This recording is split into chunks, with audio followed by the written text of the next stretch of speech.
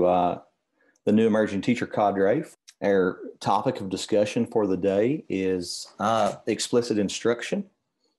And we're going to be talking quite a bit about just this high leverage practice that Dr. Anita Archer and her colleague Charles Hughes put together many, many years ago.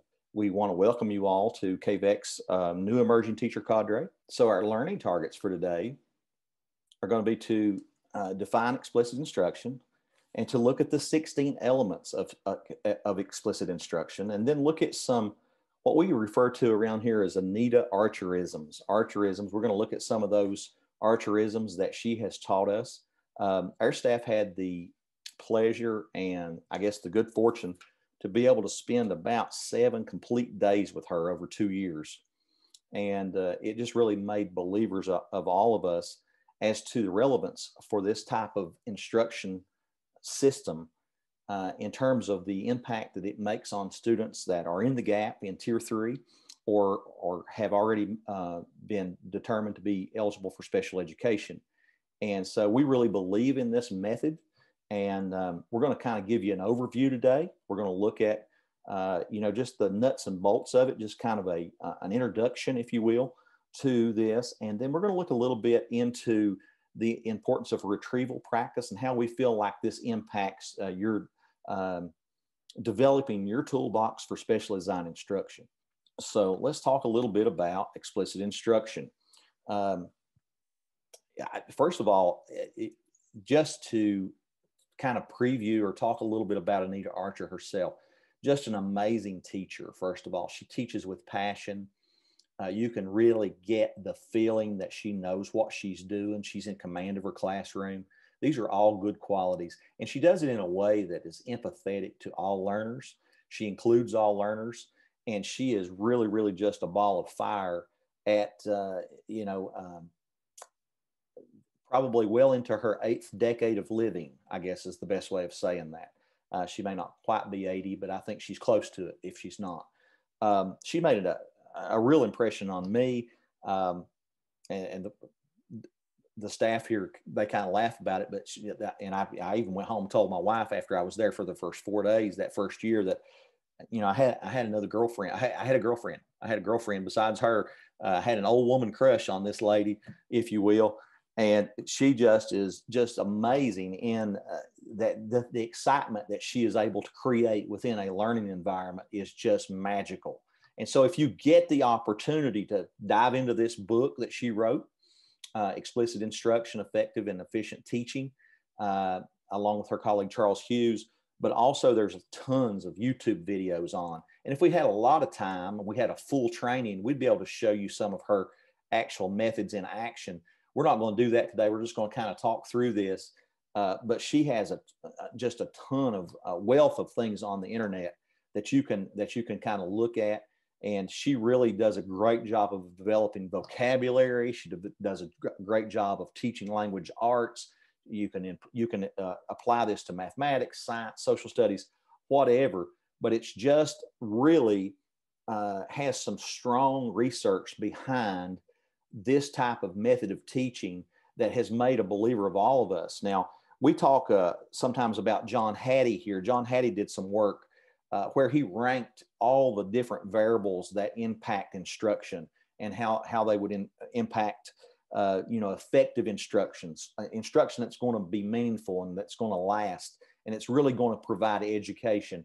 And explicit instruction is on the Hattie rating scale is really high up there. And then some bits and pieces of this are even higher. If you talk about retrieval of information from a blank slate, or if you talk about, just working with examples and non-examples, some of those he took in his work. Hattie took he took every piece of information that he could think about that was impacting a school and a school environment, and he rated it.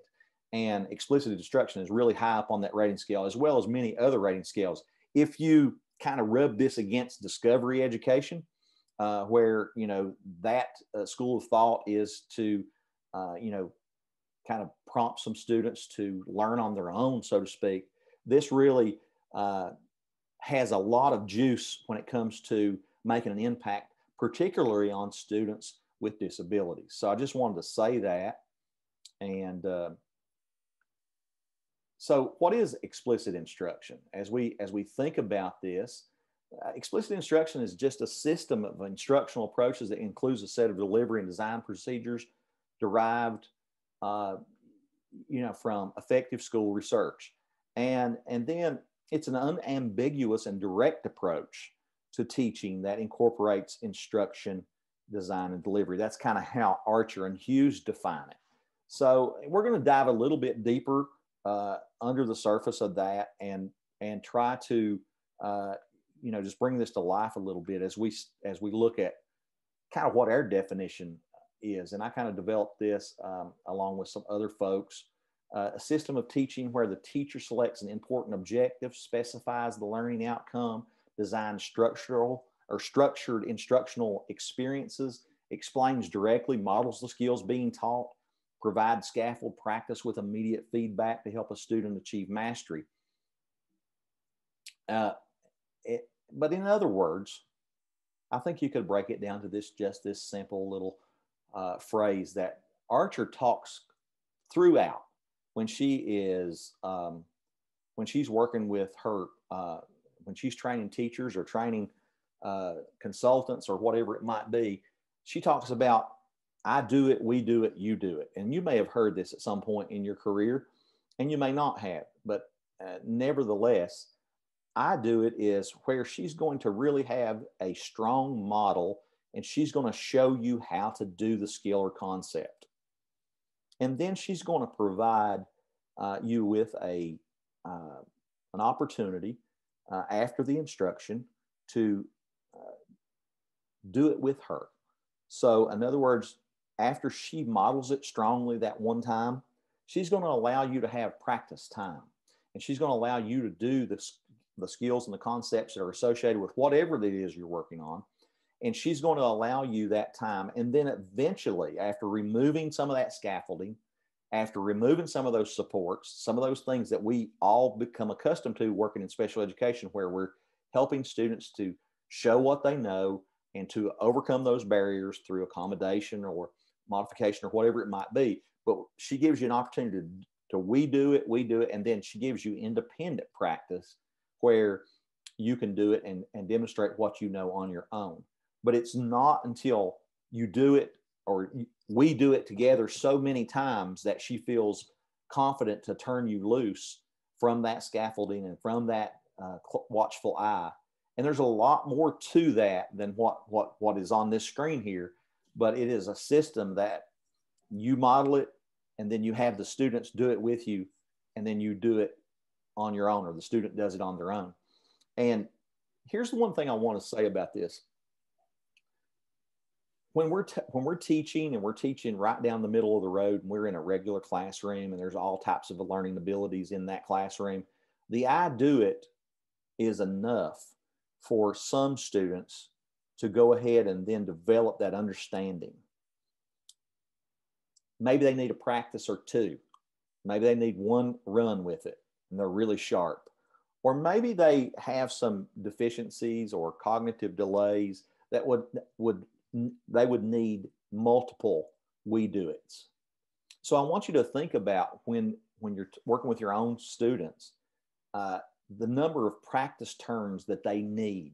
And I don't know how many of you got the opportunity to be with John O'Connor yesterday, but the guy that did the Great Achievement book for students with disabilities was presenting in the KVEC region yesterday. And we had two sessions, and they were wonderful sessions. And he talks a lot about increasing practice terms and giving immediate feedback. Practice without feedback is not real good, not real strong. And there's a ton, I referred to John Hattie earlier, there's a ton of research that supports the efficacy of, just the strength of providing lots of practice and then giving that immediate feedback. If you think about anything you do, we are animals that learn by doing things and making mistakes and then going back and looking at what we've done, kind of recalculating. And maybe we've got somebody there guiding us. And that's what we're talking about here. Students with disabilities need lots of practice. And so she would say to you, if she was talking to you today, I think she would say, we do it a lot. We do. She would say, I do it, and we do it, we do it, we do it, we do it, we do it, we do it, and then you do it. Or it may, some of the research even would suggest that some students students with disabilities would need as many as 30 practice turns on a particular concept. You know, and that's kind of unique to each student. And we understand that that's very difficult as we think about what we're doing to always discern how much practice those students need. But I think as we build this, we do it in, and we learn to embed formative assessment and check for understanding, we can really get some strong data that's going to tell us whether or not that student's getting it. And then when are they going to be able to do that and present that skill on their own and have independent practice on it. So that's kind of the Anita Archer way. I've hit something here. Okay, let's see if I can. Yeah. Okay, so when we talk about it, we're really talking about quality instruction.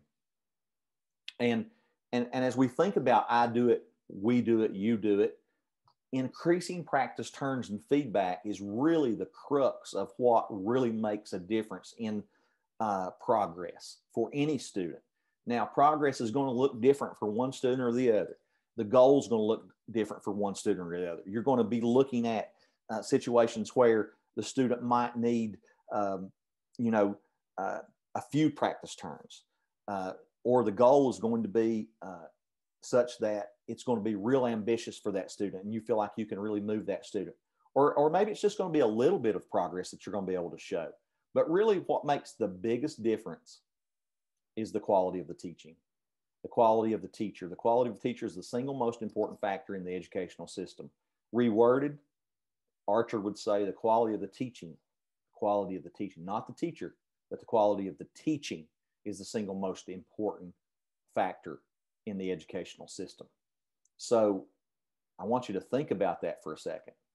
And so benefits of high teacher quality are greater for low performing students than they are for higher performing students. I use this analogy all the time, and it kind of goes back to universal design for learning. But I use this now. I want you to think about a student, or I want you to think about a bowling alley.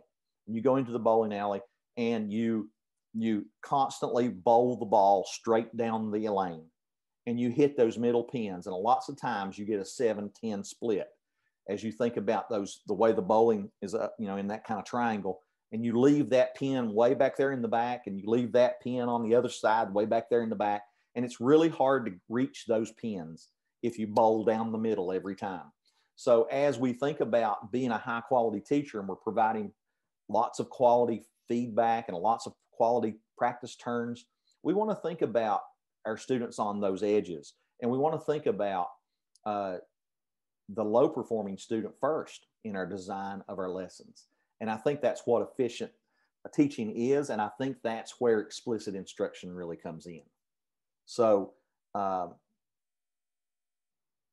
this is just some data. I really don't even remember exactly where I got this, but if you look at this is a student in the 2nd grade, and they are at the 50th percentile, and they spend 3 years consecutively with a high performing teacher, someone that knows how to provide tons of good models, tons of good practice time, tons of good feedback, tons of practice, and knows how to progress monitor that, what's going on in that classroom, to formatively assess understanding whether or not the student is getting it. And then you have the student that is with 3 years with a low performing teacher. And my slide got cut off. That should say 37th percentile. But you see the students started in 2nd grade and they were in the 5th grade, I'm going to assume, or whatever. And with 3 years with a low performing teacher who's just bowling down the middle every day, not hitting the edges, not doing the things that are going to challenge every student, not thinking with those challenging students in mind, they're going to drop that student's achievement no matter where they are. They can start out at the 5th. They start out on an even slate here, but they end up with a high performing teacher. They're in the 90th percentile. And with a low performing teacher, they drop down to the 37th. So that just shows you how important quality instruction is. And we really feel like explicit instruction is one method. It is the method in our minds as to how you would provide good, solid instruction and provide students with disabilities, students in tier 3, or whatever, with the type of systematic instruction that they need to make progress, whatever progress looks like for them. So explicit instruction is systematic. It is systematic in its design of the content and how it treats the content. It's systematic in its approach to the design of the instruction and what exactly is going to go on in that classroom every day. And, you know, Anita Archer, is so strong in her delivery. And I really want you to go after you get a chance, and when you get a chance, free time, you really go watch some video of her doing her thing, because she really is terrific. So when we look at explicit instruction, we realize there's 16 tenets that she talks about in her book. And the first one is to just look at the content. And so what we're doing here in the first 3 is it's really just talking about the content. And it's focus instruction on critical elements, teach the skills and strategies, the vocabulary terms, the concepts and rules that will empower students in the future and match students' instructional needs.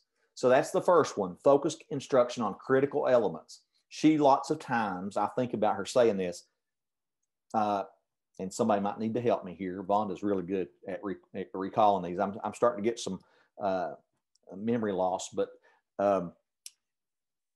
she would say, teach the stuff and cut the fluff. I believe that's the way she would say that. And I see Dion giving me an affirmative. So that's what we're talking about here, is really focusing in on what are the critical elements. You know, we can just get lost in a bunch of strategies. We can get lost in a bunch of ways to do things. We can even get bogged down by technology. I would say 2 or 3 of my colleagues would agree with me after the day that we've had today at KVEC. And so I'm one of those people that just really have to have a lot of help with technology. I mean, I can't even get the screen to come up sometimes. So I struggle with turning the computer on. But I'm getting better. These people are helping me over here. They're really, really working with me to make me better in that regard. But so we want to focus instruction on critical elements. We want to teach the skills and strategies and the vocabulary terms. And as we think about this in the backdrop of your mind and the lens you're looking through, I want you to think about how this is going to impact your specially designed instruction, because that's really what it comes down to. What we're doing as special education teachers is we're providing something that's a little different from the mainstream. It's a little more intense. It's a little more involved. It's got a little more to it. Plus, we got to also think about trying to give them access to the general curriculum while doing that. So it's a big, tall task, but this type of teaching is the way that we think it should be done. So sequence skills logically. Go ahead. I think that one of those critical elements that all of us know is that vocabulary terms. I've preached and preached and preached forever that is one of the pieces that our teachers are not working strongly with, is that vocabulary comprehension. That is the reason why they have a difficult time reading and doing other academics, because of the vocabulary. So that's one thing I think that the teachers need to focus on big time. Just think about this. I think that's a great point. And you know, in our trainings, lots of times I've used this old anecdote about vocabulary. My daughter came home real quickly. She came home one time at Thanksgiving and she said, I've got to present this. And I know you present all the time, Dad. I want you to help me with my presentation.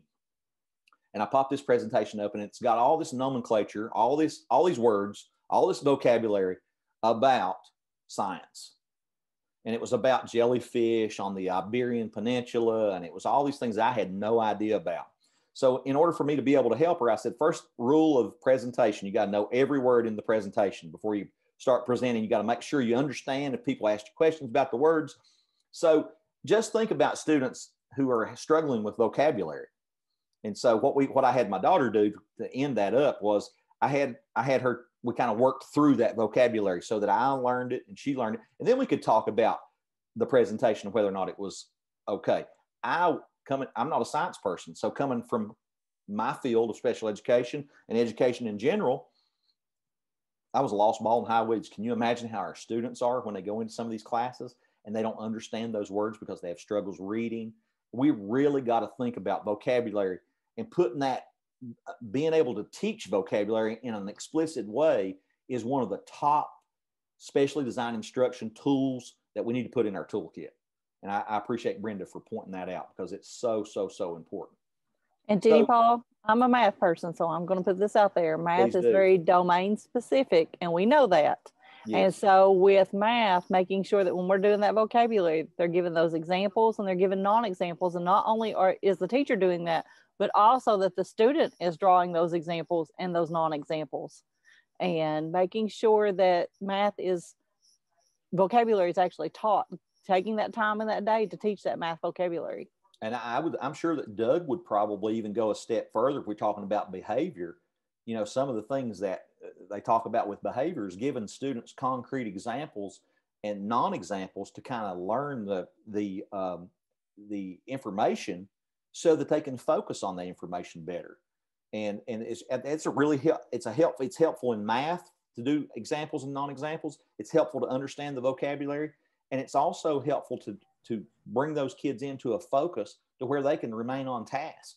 And we've been talking about that a little bit today. And so that's one strategy that you can also put in your toolbox, not only for teaching vocabulary, but teaching math, giving those examples and non-examples. And Archer talks about that all the time. When you're providing instruction and you're part of your presentation should be to provide students with examples. And not, if you're doing words, give them an example of what compulsory looks like, or, if it's non-compulsory. If you have to go to the school till the 8th grade, that's compulsory. Do you have to go to school till you're 25 years old? That's non-compulsory.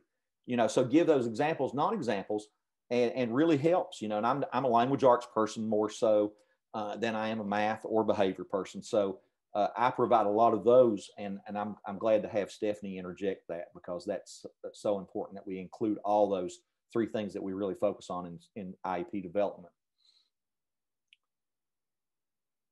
Breaking down complex skills and strategies into smaller instructional units. This is another one that would apply to language arts. It would apply to reading. It would apply to math, and it would apply to behavior. So you're going to break down complex skills and strategies into smaller instructional units and teach in small steps. So that's kind of the content design. And I'd like to jump in right now, Denny Paul, and just mention something. You're talking about that, breaking down those concepts into smaller chunks and how we use that.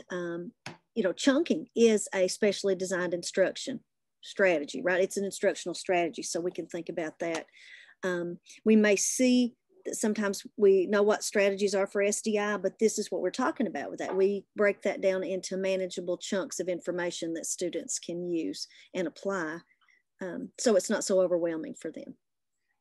Absolutely, and I appreciate that, Dion. Was that all you had to say, or okay? That chunking is another tool that we can put in our toolkit. And like I said, I want you to think as we move through these 16 elements, how this impacts the overall development of our toolkit, and what strategies, if we're teaching math or reading, we've got to come with some, John O'Connor talks a lot about, we know that certain things are coming to us every year. We're going to have reading fluency issues. We're going to have phonemic awareness issues. We're going to have blending issues. We're going to have people that can't remember their multiplication tables. We're going to have folks that are off task. We know that. We know that's coming. So we need to really, really build our toolbox around those. And this is one of those strong things. Chunking is one of those strong strategies. And I think it can aid in keeping a person on task. I really think chunking is one. If you can put it in a manageable, smaller instructional unit, I think it really can help. And it can help with students that have disabilities, that they get lost in fluency, or they get lost with their math fluency, either one, reading fluency or math fluency. So just just a strong part of what we're doing here. Now we kind of get into the design of instruction, and we design organized and focused lessons. We make optimized use of instructional time. We make sure your lessons are organized, sequenced, and focused. So we really spend some time up front in thinking about the design of our instruction, how we're going to do the I do it part. What are we going, how are we going to do that part of it? And we really come with some strong focus on, organization and focused lessons. We know we're going to look at critical content, and we're going to really work on that critical content. And so that's how we're going to start. We're going to begin our lessons with a clear statement of the lesson's goal and your expectations. I think anytime we start to teach any type of new concept or new skill, it's very important to give a clear statement of what's expected. What are we shooting for here? Where are we headed? And as you noticed earlier on, we had a target page up there. What we want to get from today, and so that's in keeping with what Anita Archer has taught us, and maybe we've even taught we've learned that in other places. So tell learners clearly what is to be learned and why it's important. Now, I think sometimes, and Dion pointed this out to us today, and she and Brenda and I were working in her office, and she said, the why and the how behind the learning is so important. And so when you look to give some direction or perspective for your lesson, you need to be thinking about why you're doing it. Why is it important? Why is it critical, if you will? So review prior skills and knowledge before beginning instruction. So you're going to have a part of your lesson where you're going to activate prior knowledge. You're going to try to find out where they are. You're going to do a kind of like an assessment of their abilities. And this will help activate that knowledge that they need to learn the new skill. So you make connections to that prior knowledge, and you're going to bring that out strongly in your lesson. This element also provides, it says, an opportunity to link the new skill with other related skills. So that's really what you're talking about here. For those students with disabilities, and we're really trying to narrow that down, that deficit, that skill deficit. I think that's a real good tool a good way to use that and to think through that is to really try to figure out what the skill deficit is. So if you look at and you're kind of building that background, and then you're looking where you're going and what they already need to know, you can bridge those gaps right there. So as special educators, sometimes we have those gaps that we might otherwise not have seen it unless we were really trying to focus in on what were those background knowledge or learning that they had. And that's same thing if we think about it for where they're at with a goal and how we kind of backward design, but just being able to look at what skills they are missing, and where we're taking them. That's an opportunity that we can work with them in one-to-one or small group to really focus on that skill. That will advance them closer to more grade level standard work also. And it kind of puts them on a more rapid trajectory to where they need to be if we are able to figure that out. That's a great point too. And we're still talking about design of instruction here, and as we move through, and a big part of the rest of these 16 that we're talking about, these are the 16 tenets of her explicit instruction, or 16 elements of her explicit instruction that we're talking about here. And so design of instruction is very, very important.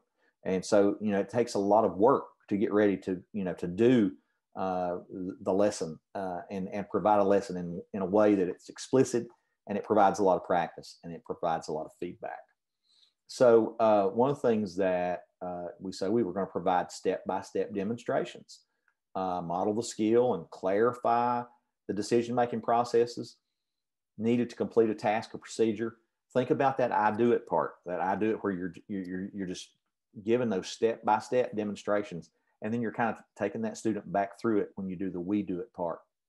Use clear and concise language. It is, something that sometimes I struggle with, is using consistent, unambiguous wording and terminology. I realize that. That's something that, you know, sometimes I muddle things up. And so we have to be real clear and real concise and real plain spoken in our approach with students with disabilities. They're struggling with vocabulary. That Brenda's already pointed that out. They're struggling with words most of the time. I'd say about, a real high percentage of our students have vocabulary issues in special education, or they would not be in special education. Now, we do realize that sometimes we have specific learning disability and we have, you know, only for math or whatever, but still it's very important to realize that and to keep that language consistent and unambiguous so that the student can glean understanding easier. And because you're going to get it down a rabbit hole if you're teaching up here and they're working down here, you really got to try to think about your audience, think about who you're working with, and you know, is it a novice level, is it an experienced group, you know, or whatever. So we really need to think about that and be a little more empathetic to our audience, and also more serving to them. So provide an adequate range of examples and non-examples. We'll get back to talking about, you know, what we've already talked about, and Stephanie brought that in as far as the math, in order to establish the boundaries of when and when not to apply skill, strategy, concept, a rule. Provide a wide range of examples and non-examples. And I use the word compulsory. Go back to that. It's compulsory. And when you would say the word, she would say it very definitively, compulsory. And she would have them echo that word. And they would talk about what that word meant. And she would use it in a sentence. And then she would explain it. And she would give examples of that word compulsory. It's compulsory and non-compulsory means this, that you have to do this. You have to do this for a certain amount of time. You have to go to school until you're age 16 or 18 or whatever. But then when you hit age 18, it's non-compulsory from that point. You choose to go. So you would give examples and non-examples of compulsory as it is. And so that's, you know, that's something that we think of. And then providing guided and supported practice. I think back to direct instruction. I had a lot of training in that in college. And I think about Dan Grace down at Morehead State University, who taught us direct instruction. You know, direct instruction, you're going to do a lot of guided practice, you know, and do a little bit of that English accent that he has. But you're going to do guided practice, and you're going to do a lot of it. But Archer says you got to think about who you're working with as to how much guided practice you actually have to do. And students with disabilities may need 30 practice sessions before they get it. 30. That's a lot, isn't it? It seems like a lot, but that's what we're doing. That we're going slow enough. We're meeting our students where they are, and we're working with them, giving them the opportunity to embed that into their permanent learning. And that's so important that we're able to say, yes, this student can generalize this to other places in order to promote success and build confidence, regulate the difficulty of practice opportunities during the lesson, and provide students with guidance of the performance.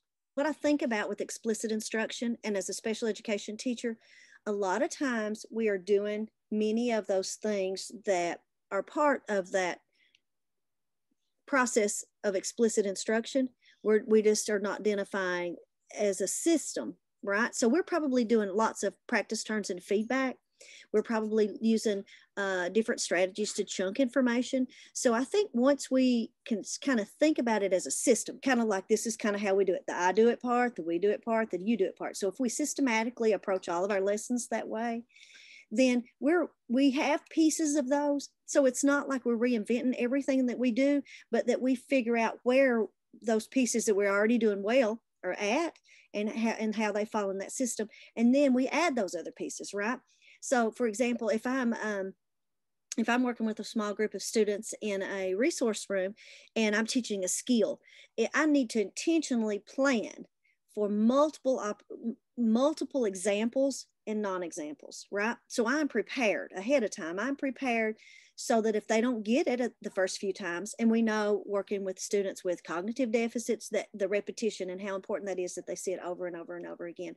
So if I know on my end that part of my explicit instruction regimen is that I need to have lots and lots of examples and non-examples, then as I prepare my lesson, I prepare those. So we already do that naturally as teachers. We provide those examples and non-examples, but thinking intentionally about how we include that for students with disabilities and how we know we often need lots and lots more opportunities for that. Then we think about that and we plan that intentionally. Same thing for practice turns and feedback, right? Or when we get to the we do it. Okay, so I know I need lots of practice turns and feedback. And so that means that I may have an example and we try it, but I may have 4 or 5 other examples kind of in my plan, so that if I need them, I can come back and get those and pull those up, right? So, if a student, I can give them that feedback and I can figure out a way to do that immediately, and then I can come back. I guess the point I wanted to make here is that we're doing a lot of those things, but if we put that in that systematic approach, then we're not reinventing everything. We're doing the things that we're doing well, but we're adding other things to make it even better. Denny, Paul, I wanted to add, I've just been sitting here thinking and pondering, like you said, we've had a lot of work with explicit instruction, but it's just now dawned on me and hit me just how important that in the beginning, one of your first steps there was about that critical content. Mm-hmm. And you mentioned teach the stuff and cut the fluff or not the fluff. Mm-hmm. And the reason why that's so important is that we have to spend so much time doing many turns with practice and turns and feedback and those types of things. So we don't have time to teach the fluff. We got to cut it out. So that's why it's so important that we really, really hone in on what's most critical to teach our kids from the very beginning. So and you're exactly right, Vaughn. That's a great catch, great point. And it really brings it together. And, when you're thinking about IEP delivery, sometimes you only have those students for 20 or 30 minutes a day, or sometimes 15 minutes. And so you really have to be intentional about what you're doing and how much practice you're about, and you're giving them, how much feedback you're able to give them in that amount of time. And you may not just have one student, you may have 4 or 5 or 6 or 7 or 8 on different levels. So it's a difficult task. But it's one that we really feel like, if you focus on just the content that needs for those students to get to the next level, then we're really going to come out on top with that as far as moving them is concerned. When we think about delivery of instruction, and we're looking at requiring frequent responses, I think John O'Connor, Anita Archer, Dion Bates, Brenda Combs, whomever it is that is a believer in this system that we're talking about, would say that requiring frequent responses is so key, particularly right now in this time in which we are operating. We are constantly trying to figure out how to keep students engaged. And, we talk a lot about think, pair, share, and write, and then share again, and then write again and add to, so we really extend that whole engagement piece by having people think about it on their own, having our students write about things in a silo on their own, and then sharing their ideas, and then picking up ideas from their partners, and then being able to discuss it. So, when you think about those pillars of literacy, and you're thinking about, can my student talk about this subject? Can they listen to it? Can they read about it? Can they write about it? Can they speak about it? All of those pillars of literacy come in. So that's what we're talking about here, is requiring frequent response. And Archer would use lots of different little tools, so whiteboards and a thumbs up down here low so nobody else could see it. And she would want, choral responses. She would even just sometimes she would put things up on the board and she would have you, only read the bold words with her, on her PowerPoint or on her overhead projector, whatever it was she was using. So just keeping students engaged by requiring frequent response is so key in normal times And it's so key right now during this virtual time that we're operating in education. It can be done, but we've got to have some intentional design of our lessons, and we've got to think about how can we get responses from these students. And and as we're doing that, it works right in with number 12. We can then monitor their performance closely. If we're getting responses from them, then we see how they're interacting with the content. And we can then make judgments as to whether or not they're understanding what we're doing, or if we need to go back and reteach, or if we need to have another practice turn, and we get to give some more feedback and guide them through that guided practice. So it's really, it works kind of hand in hand right there. And all of that, you know, and guess what number 13 is? Yes, number 13 is providing immediate affirmative and corrective feedback. No practice of wrong techniques. We want to be able to, you know, if I'm teaching a basketball player to shoot a free throw, I use this a lot. You know, and I show him one time how to shoot a free throw, and then he goes out and practices, but he doesn't do, you know, that mental step-by-step process where he starts from the toes and works all the way through the body, and then with the good follow through. Then I've got to give him that feedback. As I see him doing something wrong, then I've got to correct that, but I got to still let him practice. And I want to take the Archer talks a lot of times about taking the angst of grades out of that process, and that formal assessment of their understanding shouldn't be always tied to a grade. And this should be embedded in our instruction. Dion, Brenda, and I talk about this all the time about how we should be formatively assessing students on a daily basis, checking for their understanding, requiring frequent responses.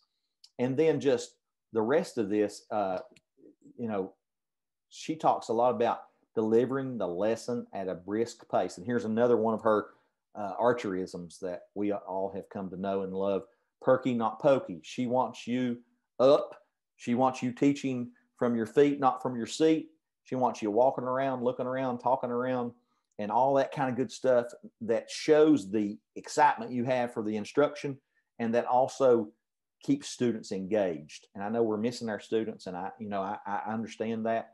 I know I'd much rather be sitting in a classroom with you all somewhere and interacting with you and seeing those nonverbal cues that students will give and that kind of thing. And just, we miss that. But right now we've got to focus on designing our delivery and delivering our instruction where we're requiring frequent response, monitoring that closely, and then giving feedback. And that all goes hand in hand together with what we're talking about. Anybody have anything to interject here at this point? I would like to say just one more thing about that, Dean Paul, and thinking about that, how that translates to that virtual environment that we're in right now. So the things that we're talking about and learning and having a discussion about can translate to that virtual platform. It may look a little different, but we can still plan our lessons to be engaging. We can still plan for how we're going to have students engage. We can still plan for how we can frequently have them respond. So if we're in a session and we could have whiteboards, we could have kids just write their answers on a piece of paper and hold them up simultaneously. We can use thumbs up, thumbs down, annotation tools. But one of the things I learned from a special education teacher over at one of the other school districts, a high school teacher, he was using a Google Doc. So kids were responding on the Google Doc. He might ask a question and have the kids, make everybody a copy. Kids go in and respond, and he could leave. So he would go back and put comments in there, right? So that's what, that one is still engaging, right? We can still go on. So through the mechanisms and the tools that we have now in a virtual platform, we can still do these things. They may look a little different, but it's okay to kind of venture out and try some of those things.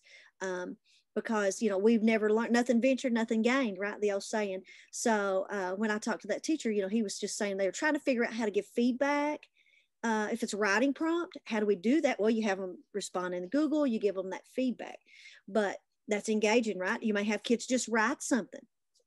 You can have them, like I said, there are ways that we can do that and get them engaged, to give them multiple opportunities. We can still use those strategies that Dr. Archer shares with us in Explicit Instruction, or that Mr. O'Connor uses, but in that virtual platform. We just have to think a little differently, but these are applicable. And, I'm just thinking about my own time in the classroom. It's been a while since I've taken a class, but when you know that you're going to be called upon and when you're going to be required, number 11 says required frequent response. When you're going to be required to respond, you engage.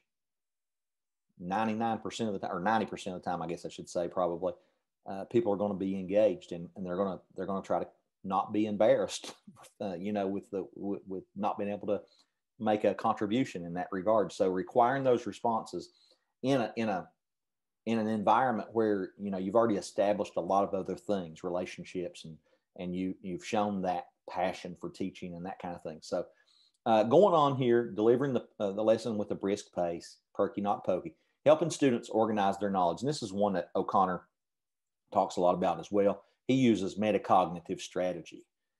So we help students with disabilities organize their learning. We give them the scaffolding. We let them think about what they've learned. We let them talk about it. We let them write about it. We let them respond about it. And we let them also listen to what their colleagues or their peers have to say about it. And then we reformulate our answers and write about it again. So as we help students organize their knowledge, we give them some of the scaffolding, some of the graphic organizers, some of the, and we force them to think about what they've learned, thinking back through what they've just worked on, and then given a product from that. So then number 16, and when we presented this a few years back, this was my area.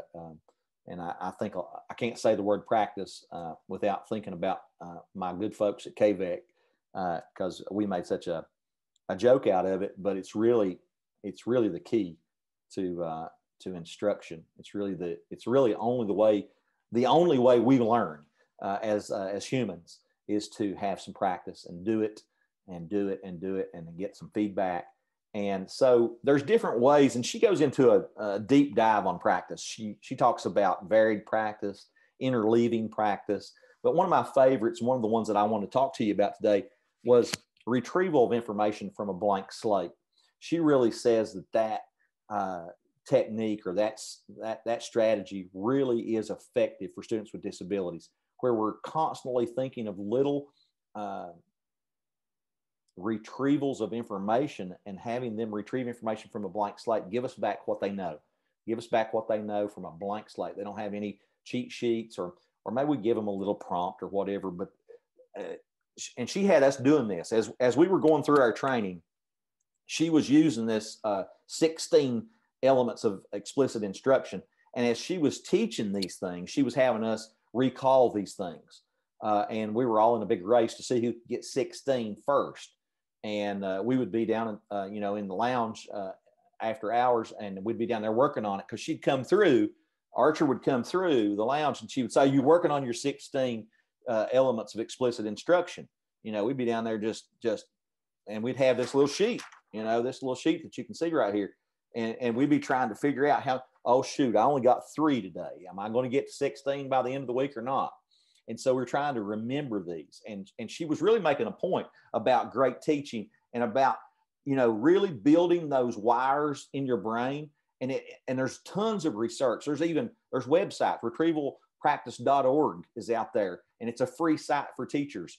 And it's just designing little parts of your lesson where they're going to give you back some things that they've learned. And you say, well, it's recall, it's rote memory. No, it's coming from a blank slate, and it really has some strong research backing behind it. Keep referring back to previous material, and over time come back to it. She talks about space practice. She talks about all these types of things, but retrieval of information from a blank slate really seems to be one of those things that, when we talk about students with cognitive disabilities, one of the things that they struggle with is memory lots of times. And so we want to try to build their memory. And we do that if we start that at an early age, and we start forcing them with little bell ringers and a little exit slip. What'd you learn yesterday? Write it down. Talk about it to your partner. If they can talk about it, if they can write about it, if they can listen to it being presented and then give a response, that just builds those connections in their brain to where they can operate better. And over time, that's really going to have an impact. So we come to the end of the day here, and we're looking at just some kind of neat things. There's a poster. I don't know if I've got my poster with me. Maybe I do, maybe I don't. I don't think I do. Oh yeah, I do. I have this poster and has these explicit instruction Anita Archer isms on it. And she talks a lot about how well you teach equals how well they learn. That's one that she, you know, so going back to that very first research base that we talked about, your teaching and how well you teach equals how well they learn. Skills, when we talk about skills, I do it, we do it, you do it. When we talk about facts, this is something I didn't talk about. Vonda, please. All right. You attend, which means you look at it, think about it. You intentionally think about it. Then you rehearse it, and then you retrieve it. Then you retrieve it. Perfect. I knew you could do it. And with vocabulary, she talks about providing the word, explicitly showing the word, explicitly saying the word. And, you know, she would really, really overpronounce her words. I remember just thinking about how she would say toes. You know, your toes, those little things on your feet. She would say toes. You know, and so, you know, she would really overpronounce the word when she was teaching vocabulary. And it was her little shtick. It was her. And I'm going to tell you something. She was funny. She was engaging, and she was a ball of fire. And that's what you need to be as a teacher. You know, you need to not be pokey. You need to be perky, and you need to show how you feel about those students by the intentional involvement, engagement that you have, the level you're doing it. So, and then she gives the word meaning, she gives examples, and she checks for understanding. She gives examples and non-examples. Denny, Paul, I'm going to interject there. With that vocabulary, especially with math, many times that we kind of forget, and even with reading, when we were doing the Anita Archer training, was constantly putting movement from our bodies with everything. So the same goes for your vocabulary. Put some body movement to it, whether it's like parallel lines, they go on and on forever, same direction kind of thing. If something like that, making sure that that's there, but do some kind of movement with it. Yes. And yeah, true. Because if she hadn't put the movement with that, I would not have remembered what I just remembered. And that goes right in line with what we're talking about multisensory, right? That we get that kinesthetic piece. So we know that's a strategy for our students. So not only are we're engaging students, we're helping them with vocabulary development, but we're engaging them in a modality that they learn the best. So we're trying to figure out how to do that. You know, if they're an auditory, we can figure that one out, or if they're visual, but those kinesthetic learners, how do we get them involved in that? Again, same thing. It could translate to how you're doing that on the screen, right? Because as Vonda led us through that, we all did that along with Vonda. You know, we're talking about the retrieval practice. So you can model that and do those same things with your instruction through that virtual platform. Even in the situation that we're currently in. I mean, we can translate all of those into just good practice. It's just good practice, good teaching, and ways that we can do, you know, ways that we can deliver our lessons with intentionality. And you know, she used this phrase, learning is not a spectator sport. And I think about the impact on behavior and how that can really help us with developing our behavior systems and providing students with those engagement pieces that are going to keep them involved in the lesson. Everybody doesn't learn the same way. So when you involve those different learning styles, it really, really helps. But perky, not pokey. Don't commit a suicide. So what's she meaning there? She's do not assume that the students get it. You have to work through it. You have to check it out. You have to do it. And then she talks about walking around, looking around, talking around. It's another one. And then if you expect it, pre-correct it. You know, you've got kids that don't mix very well together. Don't set them beside one another. You know, that's the best way I can say it. If you expect it, pre-correct it. You know, go ahead and take care of it up front. That's what she's saying there. Avoid the void, for they will fill it. So you got to have things planned for the entire time that you have your students. And then teach with passion, manage with compassion, cut the fluff, and teach the stuff. So that's about as far as we can go today. We hope that you will look into this further. Like I said, there's a ton of stuff on the web that you can look at videos. You can go to YouTube and just type in Anita Archer, and there's a ton of videos where she's actually teaching, literally teaching in schools. She would go into school systems and just work with them, and she would show these teachers, model for them.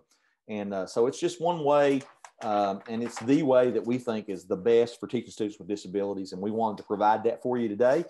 We do have some things in the chat. We've got Dee added that students who have ADHD really benefit from being able to move during the lesson. So that would really work well for them. Absolutely. And then Kyle has mentioned that when he learned German in college, that the professor really focused on the importance of hand and facial motions. So it's all supporting that explicit instruction.